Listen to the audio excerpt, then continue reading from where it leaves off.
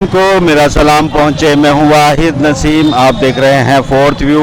दोस्तों, जिस तरीके से मैं अभी आप लोगों से आवाम की बात करा रहा हूं, रैंडमली हर जगह पर ये कोशिश कर रहे हैं, पहले हम ये रद्द अमल जान लें कि आम जनता क्या सोच रही है। आम जनता, फिर उसके बाद हम लीडर से भी बात करेंगे, फिर उनकी बहस मुबाहिसे भी कराएंगे। इस वक्त मैं जहाँ पर मौजूद हूँ, इस शहर का नाम है या इस कस्बे का नाम है गंगो। आप लोग जानते होंगे रशीद अहमद गंगोई साहब का नाम मैंने बहुत बार लिया है और बहुत सारा उनका इतिहास है, बहुत सारी चीज़ें हैं। एक चीज़ और मैं यहाँ इस शहर से जुड़ी हुई आपको एक बात और बताता हूँ। यहाँ कुतुब आलम करके एक बुज़ुर्ग हुआ करते थे। वो एक सूफ़ी थे जिनके पास बाबा मतलब गुरु रैदास, जिनको सिखिज़्म में एक बहुत बड़ा मकाम दिया जाता है, एक रुतबा है उनका।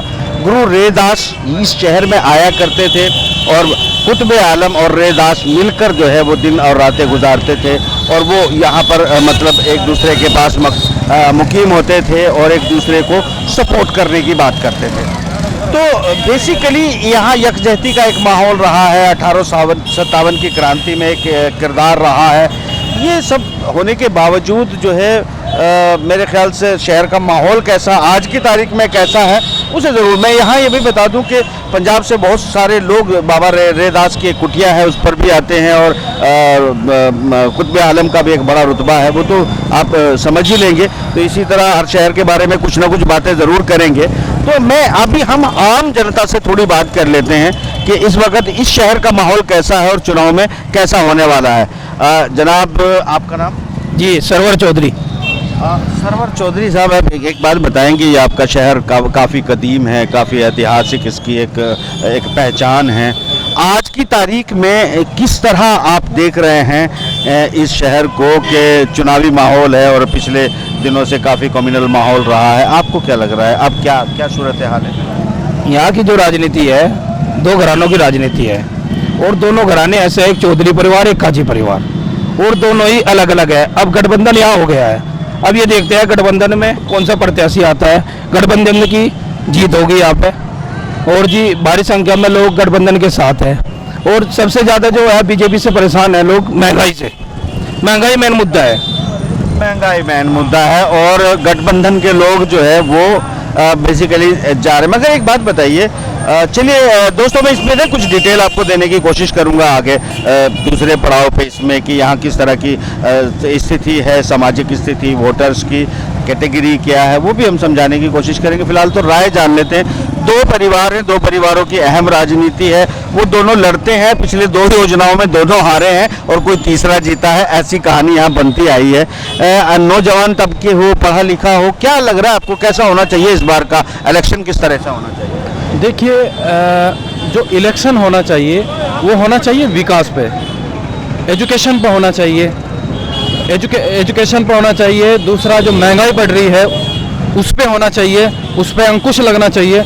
आप देख लो, पेट्रोल डीजल के दाम पहुंच गए थे, मतलब 100 पर पहुंच गए थे। तो गरीब आदमी, जो गरीब लोग हैं, उनकी जेब पे एक तरीके का ये हमला था। सरकार नहीं मानती कि महंगाई है? नहीं, सरकार कैसे मानेगी? वो तो सत्ता के नशे में चूर है। उन्हें क्या पता गरीब आदमी का कैसे होता है। वो एरोप्लेन में वो घूमते हैं, अच्छी गाड़ियों में घूमते हैं, उन्होंने क्या पता, जमीनी स्तर का नहीं पता उन्होंने। जब ग्राउंड पे आएंगे, ग्राउंड पे गरीब लोगों से मिलेंगे, जनता से मिलेंगे, तभी तो पता लगेगा उन लोगों को कि कैसा है, क्या किस तरीके से जनता त्रस्त है। मतलब आप अगर वोट करेंगे तो आपका मुद्दा महंगाई रहेगा, ना कि इस वक्त? देखिए, हमारा मुद्दा रहेगा बेरोजगारी बहुत ज़्यादा बढ़ रही है। पहले क्या हुआ था कि 60 लाख नौकरियां, 1 करोड़ नौकरियां, मतलब एक तरीके के जुमले किए गए सरकार की तरफ से। वो ग्राउंड लेवल पे जो है ना, उनकी सच्चाई नहीं है, वो ग्राउंड लेवल पे जीरो है। सिर्फ आंकड़े बोलने के लिए, जिस तरीके से होता है ना कि भाई 70 लाख, 72 लाख, 80 लाख, लालू प्रसाद यादव ने भी एक बार बोला था इस तरीके की बातें, पर वो सच्चाई नहीं है ग्राउंड लेवल पर। ये देखिए, लीडरशिप से एक गुजारिश है, वो सुन लें कि वो शायद वो कह रहे हैं कि शायद वो जुमले हैं। कुछ लोग हमारे और कुछ नए भी जुड़े हैं। आपका नाम बताएंगे, क्या है? शिवाजी महाराज। शिवाजी? शिवा, आपका ये बड़ा इलाका बड़ा पुराना है और बहुत यहाँ ऐतिहासिक मामलात हैं। पिछली बार आपने जो वोट दिया था वो क्या सोचकर दिया था, पहले तो ये बताइए। हमने यही सोच के दिया था सर वोट बीजेपी को कि शायद इससे हमारे कस्बे की कुछ उन्नति होगी, लेकिन ऐसा कुछ हुआ नहीं। मतलब आपने बीजेपी को वोट दिया था और ये सोचकर दिया था कि कुछ होगा, पर ऐसा कुछ हुआ नहीं। ऐसा कुछ हुआ नहीं। कल भी पिछड़ा हुआ यहाँ पे था, पिछड़ा हुआ था हमारा कस्बा, और आज भी पिछड़ा हुआ है। ना कोई रोड है, ना कोई अच्छी, देखो तारों की देखो क्या स्थिति है, ऊपर से लाइन है, कभी बिजली गुल हो जाती है, कुछ व्यवस्था नहीं है जी। बेसिकली जो है मतलब ये जो कह रहे हैं भाई साहब हमारे, वो ये कह रहे हैं कि कुछ हुआ नहीं है, बीजेपी को वोट दिया था। तो मुझे तो लगता है कि ऐसा तो नहीं है, कुछ तो हुआ ही होगा। आपका स्वागत है 4 टीवी पर। मेरा नाम अमरदीप सिंह है और हमें इस सरकार के आने पर हमें बहुत कुछ विकास कार्य हुए हैं जिले सहारनपुर के अंदर। जो 60-65 सालों से बाईपास की डिमांड थी यहाँ, वो दिया है इन्होंने। जो रुका हुआ काम मायावती के टाइम पे पुल रुका हुआ था वो उन्होंने पूरा किया। पिछली सरकारों ने कोई भी ध्यान नहीं दिया था। आपकी सरकार ने ये कह रहे हैं हमारे भाई कि इस सरकार ने बहुत कुछ दिया है, बाईपास दिया है, पुल बने हैं, और दूसरे कह रहे हैं कि हमने वोट दिया था, नहीं दिया हुआ है। एक चीज़ हम समझते हैं, देखिए हमारा काम है आपको लोगों की राय जानना और जानवाना। आप एक बात बताएं कि सिर्फ आपका लोकल मुद्दा ही वोट का आधार है या कुछ और भी है? और भी है जी। देखो हमारी बहनें सुरक्षित हैं, वो किसी भी टाइम आ जा सकती हैं। गुंडा तत्व बिल्कुल गायब है पूरे उत्तर प्रदेश के अंदर। ये सही बात है कि जो हर तरह से घूमकर एक बात आती है कि जो गुंडा तत्व है उस पर काफ़ी कंट्रोल हुआ है, और कंट्रोल करने के बाद जो है माँ बहनें सब सुरक्षित हैं। ये हमारे जो है सरदार जी इस बात को कह रहे हैं। एक छोटी सी बात में एक छोटा सा थोड़ा टेढ़ा सवाल कर लेता हूँ। जैसे कि आप लोग जानते हो कि मैं अक्सर टेढ़े सवाल कर लिया करता हूँ, तो एक और कर लेता हूँ। आप ये बताएंगे कि इससे पहले की सरकार में यहाँ पर कितने रेप हुए हैं? जानकारी तो लूटपाट होती रहती। रेप नहीं हुए हैं। ये चुराहा है जो हमारा शिव चौक, यही रात को 7 से 9 बजे के बीच में इतनी बड़ी घटना हुई थी कि घर के अंदर लूट कर ले गए थे। यहीं बराबर में क्या नाम है उनका, लाला जी का,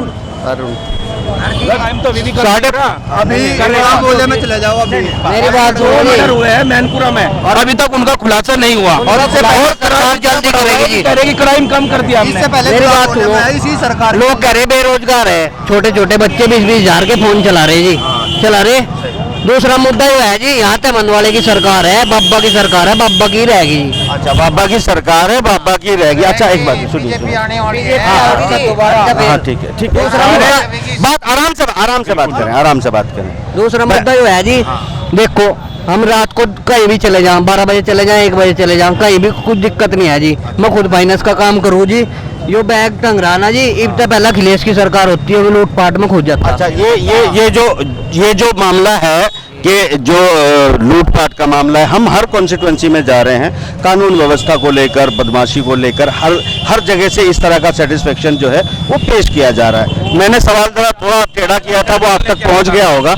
अच्छा एक बात बताइए, आपके पास जो है जो इस वक्त आपका अपनी ओपिनियन है, जिसको चाहे वोट दोगे, मेरा क्या लेना देना, मेरा तो इतना लेना देना कि आप वोट क्यों देंगे, ताकि लोग देख लें कि आप किस बात से सेटिस्फाई है। एक तो क्राइम कंट्रोल है, दूसरी बात ये है कि लोग कह रहे हैं आप महंगाई है तो 20-20 हजार के फोन खरीद रहे हैं, तो पिछली सरकार के पास फोन नहीं थे, उस सरकार में तो थे नहीं जी। इब जा देखो, सरकार ने लैपटॉप दिए, फोन दिए, और जी क्राइम की बात सुन लो, डायल 100 100 किसने दी? अगर क्राइम को एक बात मैं कहना चाहूँ भाई साहब की रोक के, पिछली सरकार में एक समाज को मिलता था सब कुछ। अच्छा। एक ही समाज को गंगों में 40 ई रिक्शा बैठे थे अजमेरी जी के द्वारा यहाँ समाजवादी सरकार में। 38 मुसलमानों को मिले, 2 हिंदुओं को मिले थे। इस सरकार में कोई भी धर्म जात पात कुछ नहीं है, सब जो गरीब है उसको सबको मकान मिला है। और जो ये कोरोना काल में ठेली वाले मजदूर तबका था, उन्हें सबको 10-10 हजार रुपए का बगैर ब्याज के लोन मिला है नगर पालिका से। वो एक स्कीम थी, वो मिला है। एक मिनट, हाँ जी, एक मिनट पूरी बात करूंगा, आपसे बात करूंगा। आप आगे आए जरा, 1 मिनट आप कहना चाहते हैं। देखिए एक बात तो सही है कि अगर वो ये कह रहे हैं कि एक सरकार में, अखिलेश की सरकार में सिर्फ एक ही तबके का सब कुछ भला हो रहा है। दौलतपुर पुल लग रहा है जी बनन, दौलतपुर पुल बना, किस सरकार में था वो? वो तो बहन जी ने बनवाया था, मायावती ने, और उनके टाइम पर वो पुल नहीं बन पाया था। फिर पिछली सरकार अखिलेश की 5 साल रही, बहुत लोग मंत्रियों मतलब उन्होंने कहा कि इसका बजट कार्य पूरा हो चुका था। एक मिनट आप बीच में आप कृपया थोड़ा बीच में न बोले। एक बात आप सुनिए, हम जो है एक राय रख रहे हैं। थोड़ा जो बातों में कंट्रडिक्शन आ रहा है वो ये है कि अगर काउंटर बात हो जाती है तो आपको एक्चुअली स्थिति समझ में आती है। नॉर्मली ये होता है कि हम रैंडमली क्यों इसको कर रहे हैं, क्यों मैं आपके लिए जमीन पे उतरा हूँ, स्टूडियो छोड़ा है, इसलिए कि असल में जो जमीन पर लोग सोच रहे हैं वो आप तक पहुंचा सकूं। फैसला क्या आने वाला है ये आने पर पता चलेगा। लोगों के मानसिक स्थिति को जानना जरूरी है, राय को जानना जरूरी है। ये जो भाई कह रहे हैं वो एक पुल बना है, इधर से कोई सड़क बनी है, यानी मुद्दा कुल मिला के अभी तक विकास पर बात हो रही है। अब मैं थोड़े से उस मुद्दे पर बात करने की कोशिश करता हूं जिस तरह का ये भाई शायद उसमें माकूल जवाब दे सके, और ये हमारे इधर खड़े हुए ये भी उस मुद्दे पर बढ़िया जवाब देंगे, मैं जरूर पूछूंगा। अच्छा एक बात बताइए, जो सिर्फ ये पुल बने, सुरक्षा आई, यही मुद्दा है या कोई धर्म भी कोई मुद्दा है? धर्म की तो देखो यहाँ कुछ बात नहीं है जी। सरकार आवेगी तो बाबा की आओगी जी। अब मेरा नाम दीपक है, गांव मेरा खेड़ी है जी। शरद मार के कह रहा सरकार ये शर्त की तुम्हारी जरूरत नहीं है। तुम वो आएगी कि नहीं, तुम वोट बाबा, अरे तुम वोट बीजेपी को दोगे ना, बस खत्म बात। भक्त होते हैं, वो छोड़ दो, वो तुम्हारा भक्ति है जी। हम ऐसा है, अयोध्या में 3915 विवाह कराए योगी जी ने, 3915 विवाह कराए योगी जी ने अयोध्या के अंदर। उसमें 136 महिलाएं वो मोमडन्स के निकाह पढ़ाए गए। जो गरीब आदमी थे उन्हें अपनी जेब से पैसे दे करके, किराया दे करके, सुनो तो मेरी बात को, वहां पर बुलाया गया और उनका जिस तरह निकाह पढ़ाया गया उस तरह निकाह पढ़ाया गया। ठीक है, एक मिनट वेट करें। योगी जी के काल आपसे बात कर रहा हूँ, एक मिनट सुनिए। अरे आप ही से बात करो, ठहर जाओ एक मिनट। पहले देखो, आप अंधभक्त किसके रहे किसके ना रहे, योगी का भक्त हूँ जी। ये अच्छी बात है, आप योगी के भक्त हैं, आपको योगी जी आपको देख लेंगे। ठीक, अब मैं इधर बात कर लेता हूँ। आप योगी जी के भक्त रहे या किसी और के कोई भक्त रहे, इससे मेरा क्या लेना देना है? मेरा लेना देना ये है कि बता दें भाई कौन किसके कितने भक्त हैं। तो आप कह रहे हैं कि योगी जी ने जो है वो हिंदू मुस्लिम सबको भेदभाव के बगैर जो है डिस्ट्रीब्यूशन किया, काम किया, और जो इस वक्त जो भी विकास कार्य है वो धर्म के आधार पर नहीं हो रहे हैं, और जो उन्होंने विवाह करवाए वो भी धर्म के आधार पर नहीं कराए। तो मतलब कहने का ये है कि आप ये मानते हैं कि भारतीय जनता पार्टी सरकार वो कोई कम्युनल भेदभाव नहीं कर रही है, योगी जी नहीं करते हैं, आप इसलिए समर्थन करना चाहते हैं? मैं इसलिए समर्थन करना चाहता हूँ, उन लोगों के दर्द है जिनका काम इस सरकार में रुक गया है। ऐसे बाहुबली जी उन्होंने जेल के अंदर डाले हैं, कोई आज तक सरकार उन्हें टच नहीं कर सकी। सबसे बड़ी बात यह है कि अमन चैन, हम लोगों को क्या चाहिए, हमने अपनी दुकानदारी करी, हम घर चले गए, यही तो है। हमारी बेटी बहू जारी, कोई दिक्कत नहीं है।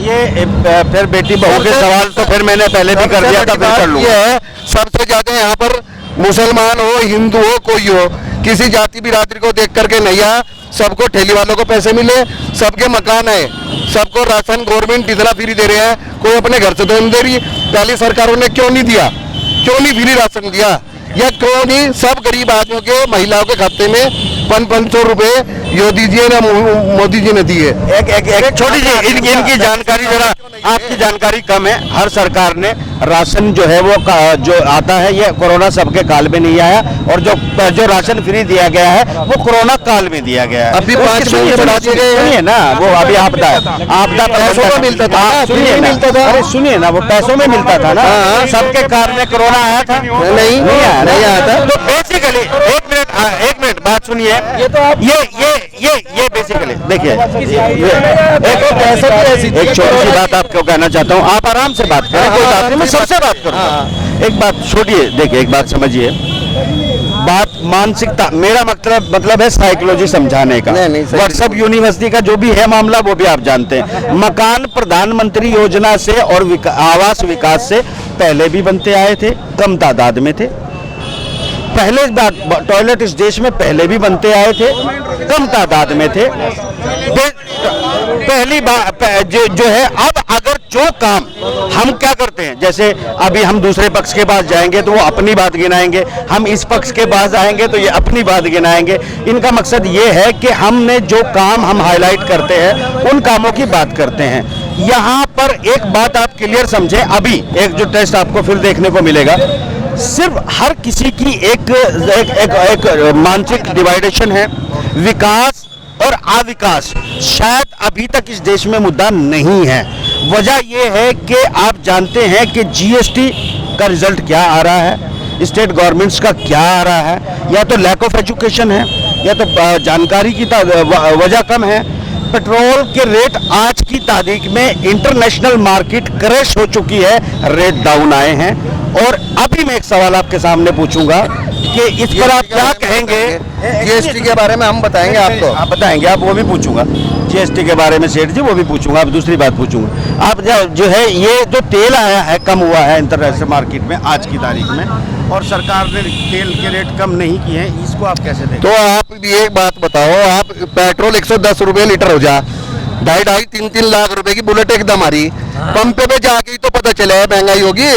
जो 2.5 लाख रुपए की 2.25-3 लाख रुपए की बुलेट ला रहे हैं, जब तो माँ बाप नहीं सोच रहे कि इसमें तेल 110 रुपए लीटर का गिरेगा, जब पंप पर जाते हैं ये नहीं तो आप महंगाई नजर आती है। सुनिए, आप एक भारतीय जनता पार्टी के प्रवक्ता की तरह बात कर रहे हैं, ना कि आम जनता की तरह। मैंने पूछा है आपसे सेठ जी कि तेल के रेट अंतरराष्ट्रीय मार्केट में कम हुए हैं, आपकी सरकार ने नहीं किए, वो करने चाहिए थे कि नहीं? करने वाले हैं, बहुत जल्दी पैसे डाउन होने वाले हैं, 55 रुपए लीटर कम से कम डाउन करेगी गवर्नमेंट। अच्छा, उनको रेट भी पता है कि वो कम कितने करेंगे, पता नहीं मुझे प्रवक्ता है कि नहीं है। क्या बिल्कुल रेट कम होंगे तेल पर। वो रेट कम होंगे। मैंने ये कहा कि ये एक चीज मैं समझाऊं कि उत्तर प्रदेश में खासतौर से कम्युनिटी वाइज और जाति वाइज लोगों के वोटों का बंटवारा है, और जिन जातियों का और कम्युनिटियों का जिस तरीके का व्यवहार है वो यहाँ भी आपको रिफ्लेक्ट कर रहा होगा, और आगे भी वो आपको पूरे प्रदेश में करेगा। मेरा काम सबकी बातें आप तक पहुँचाना है, किसी की मैं रोकने वाला नहीं हूँ और किसी की एडिट करने वाला नहीं हूँ। बेसिकली बात है कि आप कौन किस तरह की, आप लोग जो लीडरशिप आप बैठे हैं वो किस तरह की रणनीति आप बनाएं, किस तरह की ना बनाएं, वो आप किस तरह आगे चले आगे ना चले, ये आपका काम है। हमारा काम जो है ये शायद जो है एक मिनट में आप पे जीएसटी पर वापस आऊंगा, पहले जरा भाइयों की सुन लेता हूं कि वो पेट्रोल पे और क्या कहते हैं, महंगाई पे, किसानों के मुद्दे पे आप क्या कहना चाहते हैं? अबे आप देख लें, भाई कह रहे हैं कि पेट्रोल के दाम घटेंगे, अब चुनाव आने वाले हैं विधानसभा के, तो दाम तो अपना भी घटने हैं। अच्छा ठीक है, आपको क्या लग रहा है इस महंगाई के मुद्दे पे? महंगाई का मुद्दा अभी जो पेट्रोल के दाम घटा रहे हैं वही सीधा सीधा है, विधानसभा के इलेक्शन आ रहे हैं, सीधा सीधा यही है फंडा। नहीं तो इससे पहले क्यों नहीं उन्होंने कम कर दिए, जबकि इंटरनेशनल मार्केट में कच्चे तेल के दाम कितने कम थे, और यहाँ इंडिया में 100%। वो आज की बात कर, अभी भाई ने एक बात कही थी कि जो क्राइम है वो जो पिछली जो सरकारें थी वो एक ही उसको जो है तबका है उसी की हेल्प करते थे। क्या जब डायल 100 थी, आप दूसरा समुदाय वो कॉल करता था, क्या डायल 100 नहीं आती थी उस टाइम? भी आती थी, वो तो लास्ट टाइम में उन्होंने गाड़ी बनाई थी, लास्ट टाइम में बनाई थी। ठीक है आता हूँ सरदार जी, आता क्या है देख लो, डिमोनेटाइजेशन इन्होंने किया। मेरे को एक फायदा बता दो डिमोनेटाइजेशन का। वो इंटेलेक्चुअल बात हो जाती है, बाद में करेंगे, इंटेलेक्चुअल बात करेंगे। क्या कहना चाहते हैं जी देखो, महंगाई की बात ले लो, सिरसवा तेल 180 रुपए लीटर है, पहले 100 रुपए लीटर मिलता था हमने। अब देखो ये कहाँ से लाऊं गरीब आदमी, 500 रुपए की मजदूरी कर रहा है आदमी, 300 रुपए की, 500 रुपए की मजदूरी, कहाँ से लाऊंगा इतना महंगा तेल? आपका नाम? मेरा नाम सोनिम चौधरी है जी। सोनिम चौधरी जी, आम आदमी से बहुत दूर है जी। देखो सरसों तेल का सरसों का तेल ले लीजिए आप, फॉर्चून ले लीजिए, फॉर्चून सन 2014 में फॉर्चून 92 रुपए लीटर था, अब फॉर्चून है 155 रुपए लीटर। ये आम आदमी की पहुंच से दूर है, आम आदमी की पहुंच से दूर है ये। आपका नाम क्या है? जी मेरा नाम है शहजाद कुरैशी। अच्छा शहजाद कुरैशी साहब, ये आपका जो है आपके हिसाब से जो खाने पीने की चीजें हैं जी उस पे बहुत अच्छा दोस्तों, ये बात मैं आपको पहले बता चुका हूँ, एक मिनट, मैं ये बात आपको पहले बता चुका हूँ कि हर तरह के रंग जो है वो वोटिंग में आप काउंट कर लें, और हमें इस देश के लोगों को समझना बेहद जरूरी है, क्योंकि लोगों से देश बनता है, लोगों से शहर बनता है, लोगों से ही संसार बनता है। और अगर जिस तरह के लोग जहां होते हैं उसी तरह का सम्मान, उसी तरह की ज़रूरत, उसी तरह के डेवलपमेंट और उसी तरह की लीडरशिप आगे पहुंचती है। तो हम जरा सेठ जी से बात करते हैं। जीएसटी पे वो कुछ बताने वाले थे, क्या बताना चाहते थे? जीएसटी जब से लागू हुई है, जिसके नंबर 2 के काम थे वे बंद हो गए, और जिसे नंबर 1 के काम है उन्हें ज्यादा फायदा गया, उनकी सेल बढ़ गई है। अच्छा, उनकी सेल बढ़ गई। हाँ। अच्छा, ये एक मिनट सुनिए। एक बात प्लीज। हाँ। भाई साहब कह रहे हैं सरसों के तेल के दाम ज्यादा हैं। सरसों देखो आप कहाँ बिकी। अच्छा। जब 8500 रुपए सरसों बिकेगी उसी हिसाब से तो तेल बिकेगा। अब सुनो, अब काश्तकार ने उड़द बोए, सुनो तो एक मिनट मेरी बात सुनो। अभी नहीं बिकना चाहिए सर। मैंने लगाओ। अभी देखो काश्तकार ने उड़द बोए, 5000 कट्टे हमारी मंडी में रोज आ रहे हैं। अच्छा, उड़द मंडी में नहीं जाएंगे तो कहाँ जाएंगे? आप प्रचार, ठीक है, प्रचार बंद करिए, अब जवाब दीजिए। प्रचार छोड़ दीजिए, अब आप प्रचार करवाए ना, पूरा दिखाऊंगा, अब जवाब दीजिए। ये जो जीएसटी है, ये जीएसटी आप लेते किससे हो? जीएसटी कौन देता है? ग्राहक देता है। ग्राहक देता है ना, आम आदमी देता है ना। हमारे आगे से बिल में लग के आती है। आप मीडिएटर हैं, मैन्युफैक्चरर बनाता है, आखिरी कस्टमर उसको पे करता है। आप जो लेते हो वो देते हो, यही है, कुछ और है? हाँ। ये जो जीएसटी पहले जो है अभी इंक्रीज हुई है, कपड़े पर भी इंक्रीज हुई है, चीजें भी हुई है, जो कुछ बढ़ा दी गई है जीएसटी, ये सारी की सारी आम आदमी पे कर रहा है, आपकी जेब से तो जा नहीं। हमारी तो नहीं, हमारी जेब से तो नहीं जा रहा, जा तो रहा उसकी, लेकिन आप नु देखिए हर आदमी ले भी रहा और दे भी रहा। जीएसटी के ऊपर तो कोई रुक नहीं दे रहा।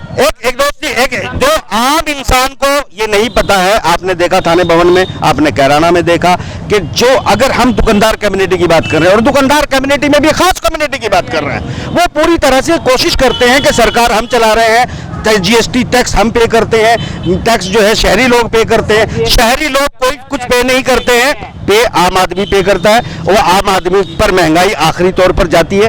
मीडिएटर सिर्फ मीडिएटर होता है, मीडिएटर्स के कुछ फायदे जरूर जो है हमारे सेठ जी गिना रहे हैं। तो आम जनता जो आखिरी पेयर है, जो आखिरी पे करती है, वो अपने बारे में सोचे। सेठ जी की स्थिति बड़ी अच्छी है, सेठ जी बिल्कुल खुश हैं स्थिति से, और उनको खुश रहना भी चाहिए, मुझे भी कोई आपत्ति नहीं। हमें तो सिर्फ अमन चैन और जो सब यो काम चल रहा है ना, हम तो उससे ज्यादा खुश हैं। चाहे महंगाई 100 की बजाय 200 हो जा। अच्छा, ये जो किसान का जो गद्दा है, एक चीज छोटी बताता हूँ आपको। किसान के माल पे आप बात कर रहे हैं, गन्ने पे बढ़े हैं 25 रुपए। एक गणित समझिएगा वो क्या बढ़े, मैं आपको समझाना चाहता हूँ। वो 25 रुपए का मतलब है, 300 रुपए पे 25 रुपए बढ़ने का मतलब है 8.something% बढ़ा है। जो किसान का माल है, जो खरीदा जा रहा है, उस पे 8.something% बढ़ा है। एक बात। दूसरी बात यह है कि जो उनके खेत की लागत है, जो दवाई है, वो 2 गुना से ज्यादा हो गई है। जो खाद है उस पे 25% से ज्यादा रेट बढ़ गए हैं। जो कुछ उनके लागत है खेत में, बिजली से लेके हर चीज पर रेट बढ़ गए हैं। अब उनकी जो ये आमदनी है, जो उसमें से जाएगी, प्रतिशत बढ़ा हुआ, तो वो दवाई डालेगा ना, बीज डालेगा, खाद डालेगा, उसकी आमदनी में से कटेगा। यानी कि जो बढ़ा है किसानों पर भार, वो 25-50% है, और जो उनको मिल रहा है वो मिल रहा है मात्र 8% बढ़कर। तो किसानों के लिए आप क्या कहना चाहें? किसानों के लिए हम ये कह रहे हैं, वो जमीन तो खाली रखने की नहीं, बहरहाल बोएंगे तो ही। ये पहले 110 रुपए क्विंटल करना था, उसमें भी संतुष्ट नहीं होने रहे। आज 300-325 रुपए है, आज उसमें संतुष्ट नहीं है। लेकिन बोल रहे जब उसमें रोग लगेगा तो दवाई भी डालनी पड़ेगी। दोस्तों, एक बात ध्यान से समझिए, लालू जी की बात को आप समझे कि किसान इस देश का लुटता रहे, मात्र उसे 8% मिले और उसका घर लुट जाए, वो महंगा उसको पड़े, लाला जी का तिजोरी भरती रहे और इनको टैक्स भी मिले, और उनको महंगाई से कोई टेंशन नहीं है। आप उन किसानों की चाहे शादियां रुके, उनके बच्चे एजुकेशन ना पाए, उनकी हालात स्थिति हो जाए, लाला जी खुश है इस बात से कि किसान लुट रहा है। लाला जी खुश है इस बात से कि आम आदमी महंगाई में लुट रहा है, उनको कोई तकलीफ नहीं है। लाला जी बड़ा खुश है। यही गंगों की और यही कम्युनिटी वाइज स्थिति की सूरत हाल है। इस प्रोग्राम को नहीं, एक बात बताओ, आप जो इस बात को आप जो इतना शोर कर करके एक सनसनी फैला रहे, अगर गन्ना सरकार 500 रुपए क्विंटल लेगी या 700 रुपए क्विंटल लेगी, चीनी का प्रोडक्शन क्या भाव होगा? सुनिए, मेरी बात पूरी होने, मेरी बात छोड़ो, माइक छोड़ो, मेरी बात मेरी बात पूरी होने दो। बात सुनो तो। आपने एक प्रश्न रेज किया, उसका आंसर कंप्लीट हाँ, मैं दूंगा ना दूंगा। नहीं। हम आंसर दूंगा। इधर आओ, इधर आओ, आगे आओ। अरे इधर आओ ना, आगे तो आंसर। हाँ आंसर दूंगा। देखिए, एक स्थिति समझिए, अब ये आंसर देंगे इस बात से किसानों का कि क्या कहना चाहते हैं, बताइए क्या कहना। मैं आपसे ये बात पूछना चाह रहा हूँ, आप जो इतना शोर करके बात को कर रहे, आज आपका कहना यह है कि जो सरकार 325 रुपए प्रति क्विंटल के हिसाब से गन्ना खरीद रही है, सपोज करो सरकार उसको 500 रुपए क्विंटल खरीदती है शुगर मिल, उसके बाद चीनी की प्रोडक्शन क्या भाव होगी? पहले मेरी बात जवाब दूंगा। चीनी की प्रोडक्शन बढ़ेगी, चीनी का रेट बढ़ेगा, उसके बाद आप फिर कैमरे पे चिल्लाओगे सरकार ने महंगाई कर दी। सुनो बात, और सुनो मेरी बात, किसान के साथ साथ इस देश के अंदर मजदूर भी है। ऐसा भी आदमी है जिस आदमी की प्रतिदिन की जो कमाई है वो 3 रुपए प्रतिदिन है। अच्छा, अगर चीनी का भाव आज की तारीख में अगर 100 रुपए किलो होगा तो वो चीनी कहाँ से कंज्यूम कर सकता है? अब पूरी बात सुन ली, अब मेरी सुनो। अब मैंने पूरी सुन ली, मेरी सुनो। सुना दो। थोड़ा पीछे हो जाओ। एक बात भाइयों ध्यान से जरा सुनिए कि वो आप लोगों को पिछले प्रोग्राम में मैंने बताया, हमने बात की है परसेंटेज की। परसेंटेज की मतलब जिस हिसाब से आपकी नौकरियां इंक्रीज हुई हैं, जिस हिसाब से आपके बाजार में सामान महंगा हुआ है, जिस हिसाब से किसान के खेत में लगने वाले प्रोडक्ट महंगे हुए हैं, उस हिसाब से किसान के माल की कीमत महंगी नहीं हुई है। इस पर भी उनको सेटिस्फाई है और वो ये कहना चाहते हैं कि अगर वो 500 रुपये हो गई चीनी तो उसे कैसे खरीदेंगे। यहाँ मैंने सवाल ये किया कि जो डिफरेंस है ये मैनेज होना चाहिए कि नहीं होना चाहिए। मैं आपकी बात का भी ये भी जवाब दूंगा। आपने जो कहा है कि चीनी के ऊपर 300 रुपए क्विंटल के हिसाब से 325 रुपए बढ़े हैं, 25 25 रुपए बढ़े ना, 325 हो गए। परसेंटेज आपने कितनी निकाल ली? 8.5%। ये 1 साल में बढ़ा ना? 5 साल में नहीं, 1 साल की बढ़ोतरी तो 8% हुई ना। 5 साल की बढ़ोतरी, 5 साल की है जी बढ़ोतरी। ये 5 साल की है। 5 साल की 5 साल की है। चलो खैर, मेरा कहना ये है कि एक गन्ना ही विषय नहीं है, और भी बहुत सारे प्रोडक्ट ऐसे हैं, सरसों का भी है, उड़द का भी है, चावल का देखो, धान का देखो भाव क्या है। देखिए, धान, गेहूं, धान किसी पर भी। पतन मंडी समिति के अंदर बैठता हूँ, मेरी खुद की आड़त की दुकान है। आज की तारीख में धान का भाव देखो क्या है, तोड़ल का भाव देखो क्या है, 17-18 का भाव देखो क्या है। देखो, एमएसपी में जो कुछ लिया गया, जो एमएसपी लिया गया वो आपने सुना। एमएसपी को क्या लिया जा रहा है और माल कितने रेट में बिक रहा है। क्या आप आड़त में जो है जो एमएसपी से महंगा खरीद रहे हैं कि सस्ता खरीद रहे हैं? नहीं, एमएसपी से उसका कोई संबंध नहीं है। एमएसपी से उसका कोई संबंध नहीं वो है। समर्थन वैल्यू ये वो समर्थन वैल्यू है, उसमें ये नहीं खरीदते, उसे सस्ता खरीदते हैं, उसके बाद वो महंगा है। सस्ता नहीं है, कुछ चीजें महंगी भी है। आप उड़द का एमएसपी बताओ ना क्या है? मंडी के अंदर उसको 6300 का भाव है। अच्छा, और हर चीज एमएसपी से नहीं हो रही। ओके, देखिए एक दोस्तों, इस पूरे मामले में एक बात आप समझे, पश्चिमी उत्तर प्रदेश की, पर वेस्टर्न यूपी में भी हम लोग जाएंगे। स्थिति समझिए, टोटल अभी भी अगर आपको चुनावी समीकरण में कुछ देखना है तो सरकार के काम से ज्यादा जो यहाँ जातीय समीकरण है और जो पहले की स्थितियां जैसी थी लगभग अभी तक उसी तरह की है। अगर कुछ बदला है तो सिर्फ किसान बदला है, इसके अलावा किसान में से भी कुछ खास लोग बदले हैं, इससे ज्यादा कुछ नहीं बदला है। खैर, इस सूफियों की धरती से फिलहाल झगड़ा करने के बाद इतना ही, और बड़ी अच्छी मतलब सलीका तो आपने देख ही लिया होगा जैसा भी है डिबेट करने का। मेरे ख्याल से इस प्रोग्राम को हम यही खत्म कर लेते हैं और उसके बाद अगले प्रोग्राम में अगले पड़ाव में जरूर कहीं ना कहीं मिलेंगे। चलिए, खुदा हाफ़िज़।